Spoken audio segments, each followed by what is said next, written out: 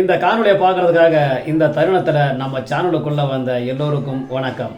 பல வருஷங்களாக பேருந்து நிலையத்துக்குள்ளே பேருந்துகள் வர்றது கிடையாது.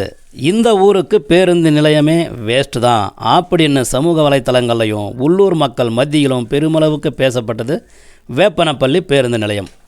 ஆமாங்க, கிருஷ்ணகிரி மாவட்டம் வேப்பனப்பள்ளி பேருந்து நிலையத்துக்கு உள்ளே பேருந்துகள் போய் வர்றதே இல்லை. மெயின் ரோடே பேருந்து நிலையமான அவலநிலை. பேருந்து நிலையம் இருந்தும் பேருந்து நிலையத்துக்கு போய் வர ஓட்டுநர்களுக்கு கஷ்டமா, இல்லை பேருந்து நிலையத்துக்கு செல்ல பயணிகளுக்கு கஷ்டமா அப்படின்ட்டு பொதுவாக 21/11/2025 அன்னைக்கு திம்ராஜ் ஃபேஸ்புக் பேஜில் பதிவு செஞ்சுருந்தோம்.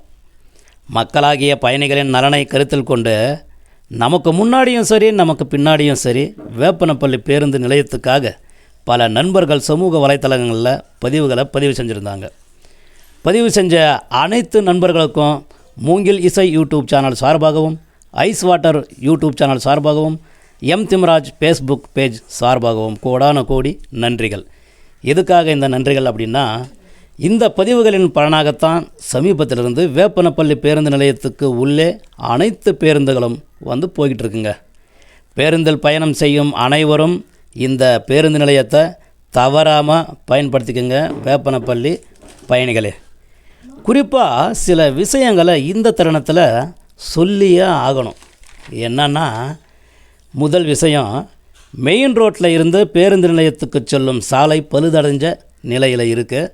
இந்த சாலையை சீர் செய்ய அரசு கவனம் செலுத்தணும். ரெண்டாவது விஷயம், பேருந்து நிலையத்துக்கு செல்லும் சாலையில் கடைகள் முன்னாடி நிறுத்துகிற இருசக்கர வாகனங்களை முடிஞ்ச அளவுக்கு பேருந்துகளுக்கு இடைஞ்சல் இல்லாமல் நிறுத்த மக்கள் முன்வரணும்.